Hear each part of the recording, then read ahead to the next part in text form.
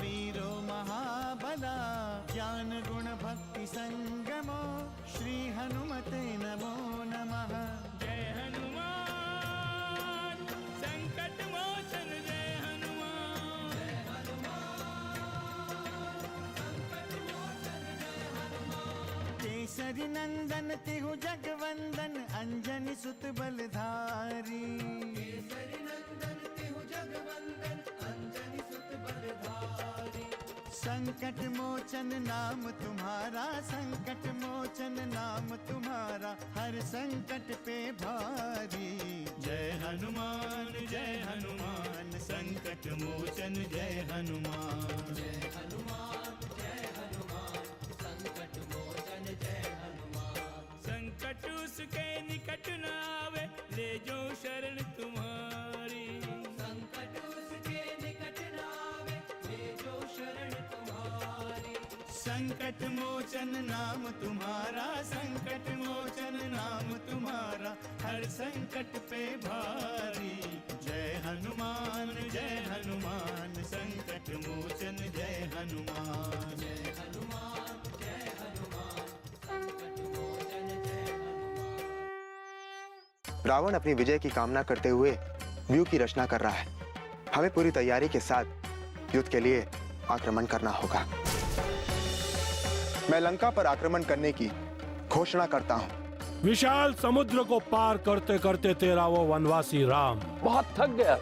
युद्ध के पूर्व थोड़ा विश्राम करने हेतु सो रहा था। हमने उसे सदा सदा के लिए विश्राम करवा दिया।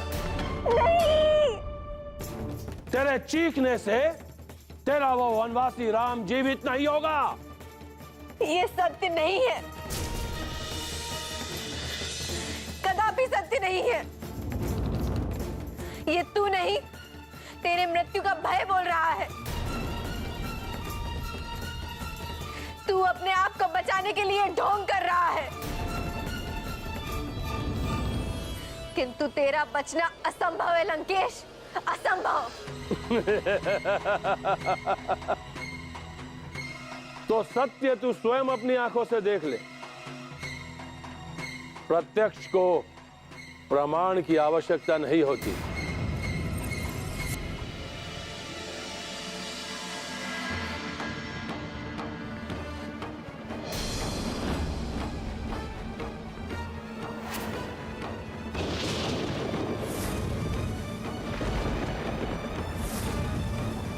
नहीं!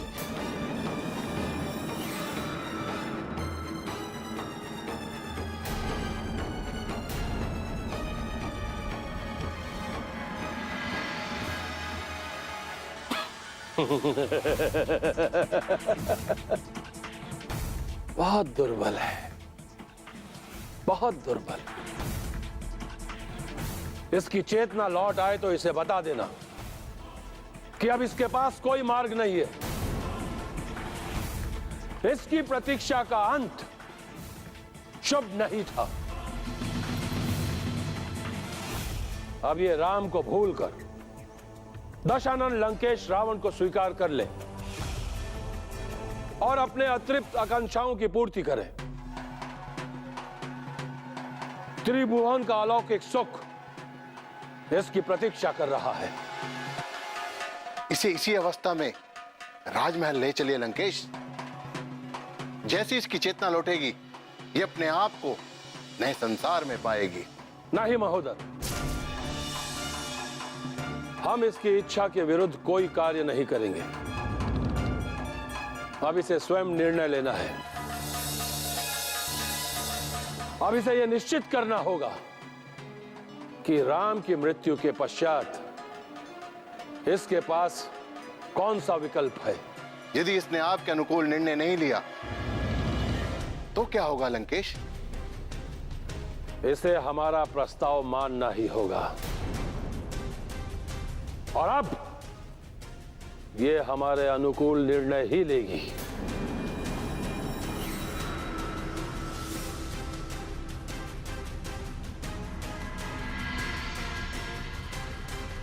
समझा देना इसे।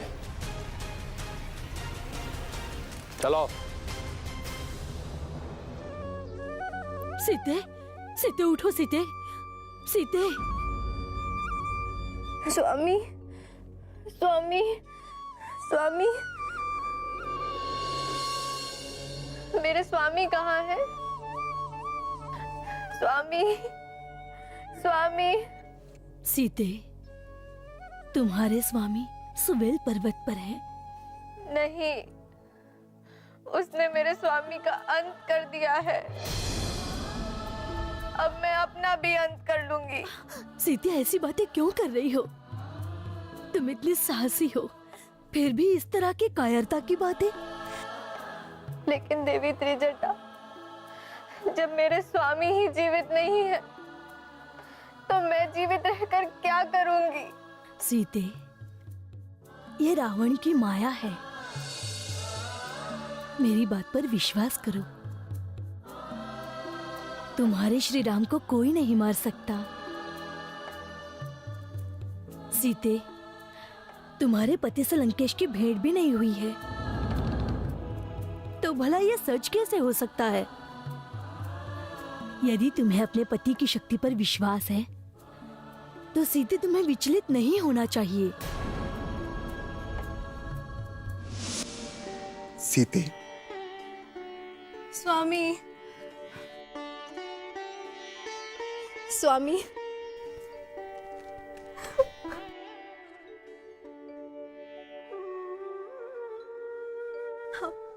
आप आ गए स्वामी। मुझे क्यों भूल गए थे आप? क्यों स्वामी, क्यों? किस भूल का दंड दे रहे हैं आप? कौन सा अपराध हुआ मुझसे? क्या आप मुझे इन निशाचरों की नगरी में छोड़ के चले गए? क्या आप नहीं जानते कि वो आपसे प्रतिशोध लेना चाहता है? आप सब कुछ जानते हैं, आप सब जानते हैं। जानती हूँ, मैं जानती हूँ कि आप लीला कर रहे हैं, किंतु अब रावण के अत्याचार मुझसे सहे नहीं जाते स्वामी।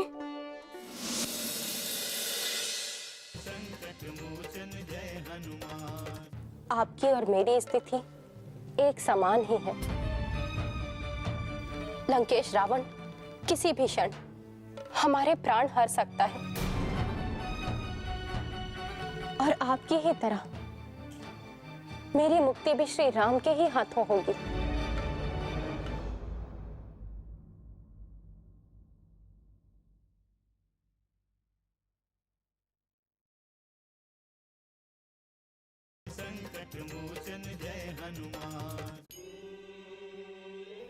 सीते, क्या सोच रही हो तुम? मैं अभी उन्हें ही देख रही थी। ऐसा लग रहा था जैसे वे सामने ही खड़े हो। आप सत्य कह रही हैं, वे सर्वशक्तिमान हैं, उन्हें कोई छू भी नहीं सकता। लंकेश असत्य कह रहा था। भूल जाओ कि लंकेश ने तुम्हें कुछ कहा भी है। मुझ पर विश्वास रखो सीते, तुम्हें शीघ्र ही तुम्हारे पति के सारी सूचनाएं तुम्हें मिल जाएंगी सीते।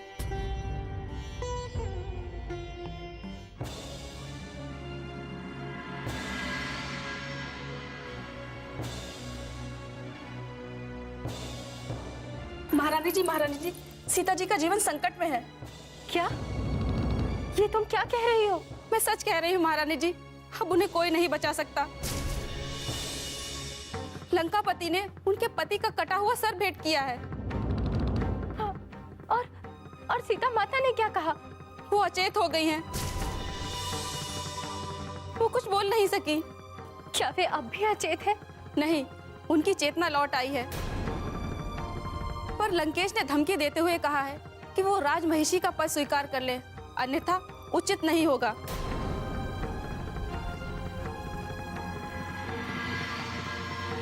ठीक है, तुम जाओ।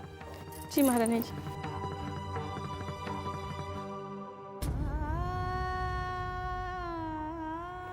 तुम कब तक राक्षसी माया का खेल खेलते रहोगे लंकेश? कब तक? तुम में इतनी शक्ति कहाँ कि तुम श्री राम का वध कर सको। उनके एक वानर दूत को तो तुम पकड़ नहीं सके और उनके वध की बात करते हो। कितना दुख हुआ होगा सीता माता को। उनके दुख की इस घड़ी में मुझे उनकी सहायता करनी चाहिए, परंतु कैसे कैसे मैं उनकी सहायता करूं?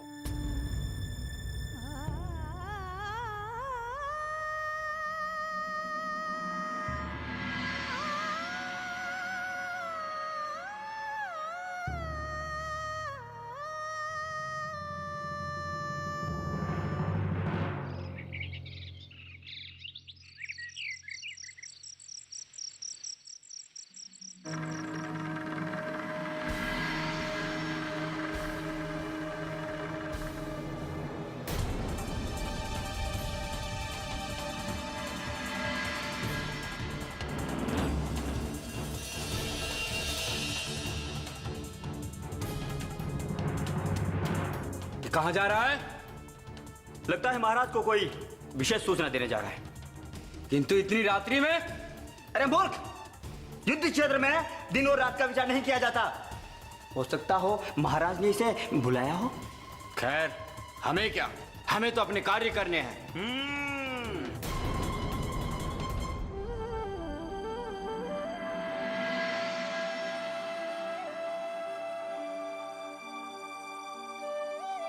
देवी सीते,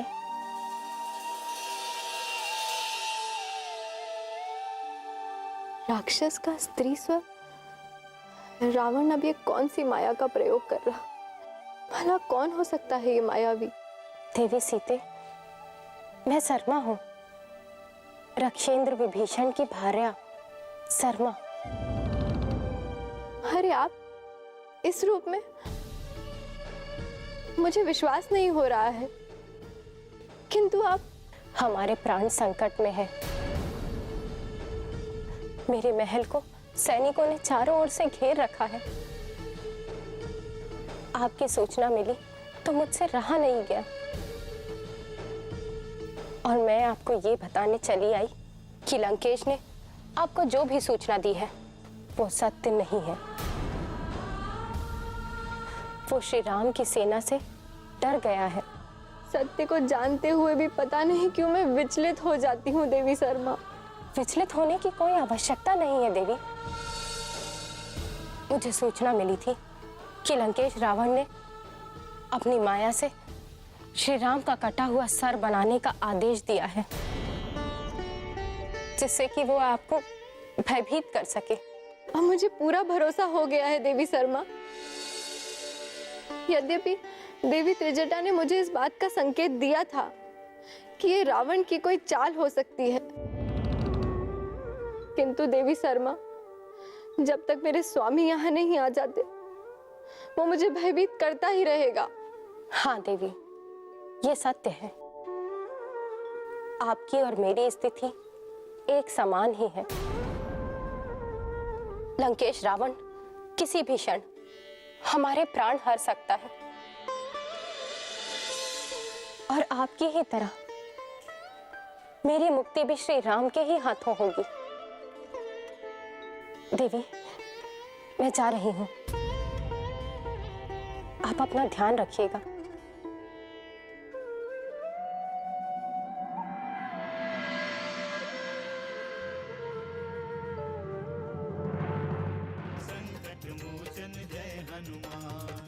हमने कई बार राक्षसों के राजा रावण को संधि का अवसर दिया, किंतु अधर्म, असत्य और अभिमान के मद में चूर रावण ने हमारी एक नहीं सुनी, जिसके लिए अब ये युद्ध करना अनिवार्य हो गया है।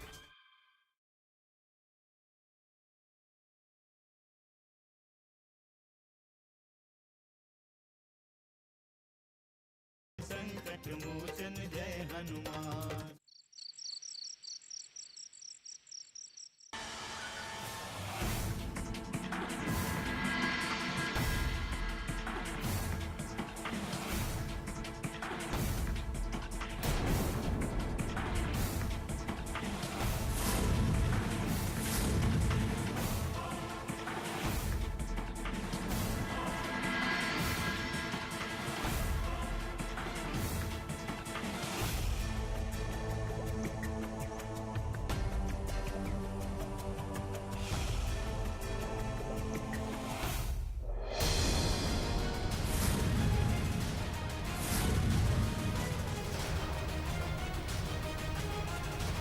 अब ये चंद्रहास खड़ग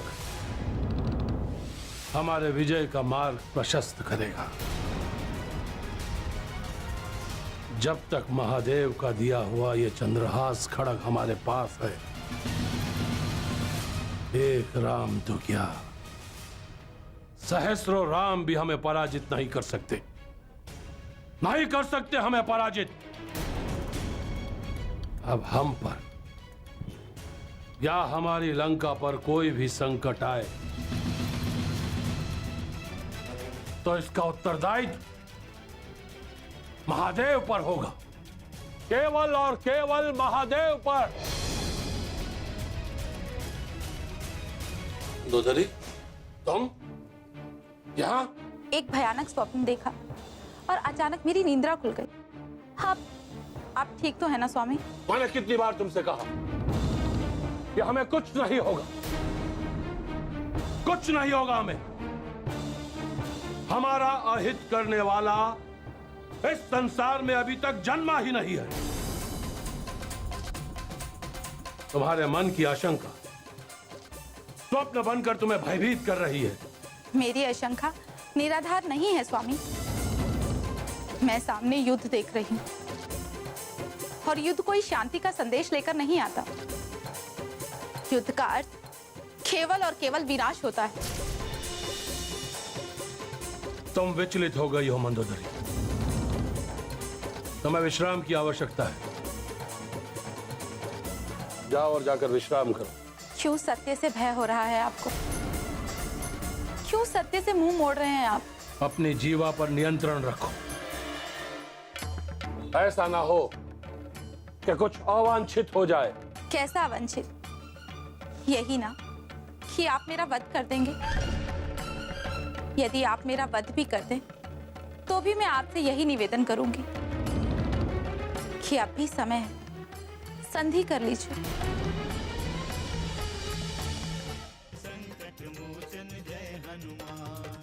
हमने कई बार राक्षसों के राजा रावण को संधि का अवसर दिया, किंतु अधर्म, असत्य और अभिमान के मद में चूर रावण ने हमारी एक नहीं सुनी,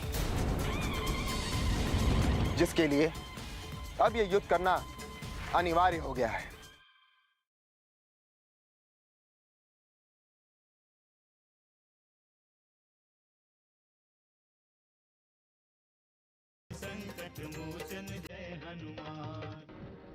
तुम हमें उपदेश दे रही हो मंदोदरी? दशानन लंकेश रावण को उपदेश दे रही हो तुम? भला आपको कौन उपदेश दे सकता है? मैं तो केवल आपकी अर्धांगिनी होने के नाते आपसे निवेदन कर रही हूँ। इस समय युद्ध के अतिरिक्त हम कोई भी निवेदन स्वीकार नहीं करेंगे मंदोदरी। स्वीकार करना होगा, क्योंकि अभी तक कोई भी शुभ संकेत नहीं मिला। मैंने स्वप्न में देखा कि आप बाणों से घायल हो गए हैं। लंका पर राम ने अधिकार कर लिया है और हमारे प्रियजन युद्ध में घायल हो गए। ये स्वप्न ही अशुभ के संकेत दे रहा है। शुभ और अशुभ मन के विकार होते हैं मंदोदरी, केवल मन के विकार। और कायरों के मन में ही इस प्रकार के विचार आते हैं, केवल कायरों के मन में। चाहे आप जो भी कहें स्वामी, मैं फिर भी आपके सामने हाथ जोड़कर यही निवेदन करूंगी कि सीता को लौटा दीजिए। क्या तुम्हें अपना जीवन इतना प्रिय हो गया है? क्या तुम मृत्यु से इतनी भयभीत हो गई हो मंदोदरी? तुम क्या चाहती हो?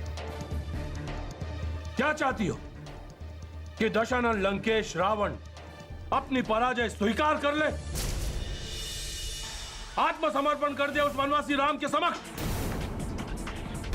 क्या चाहती हो तुम कि युद्ध की ललकार सुनने के पश्चात भी दशानन लंकेश रावण, विश्व विजयी रावण अपने महल में कहीं जाकर छुप जाए? नहीं मंदोदरी, नहीं, ऐसा नहीं होगा, ऐसा कदापि नहीं होगा।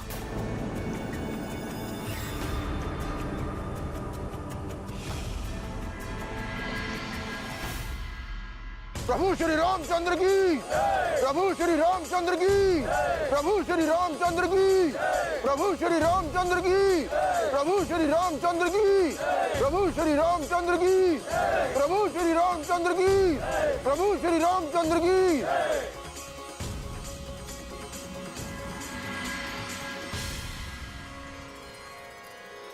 धर्म रक्षकों, वानर सैनिकों और महारथियों,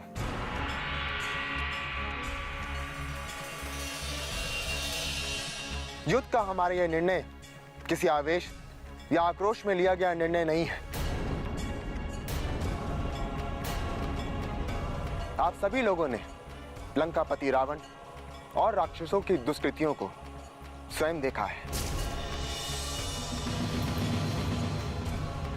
हमने कई बार राक्षसों के राजा रावण को संधि का अवसर दिया,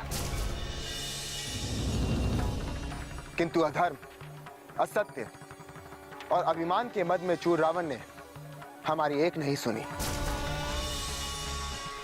उसने बार बार हमारा उपहास किया, जिसके लिए अब यह युद्ध करना अनिवार्य हो गया है।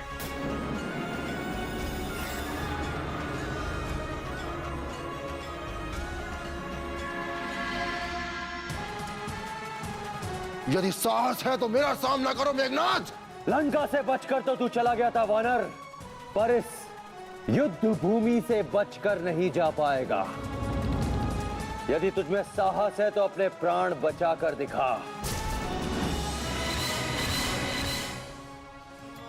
जय हनुमान, असुर निकंदन जय हनुमान। मनोजवं मारुततुल्य वेगं, जितेन्द्रियं बुद्धिमतां वरिष्ठं, वातात्मजं वानरयूथमुख्यं, श्रीरामदूतं शरणं प्रपद्ये।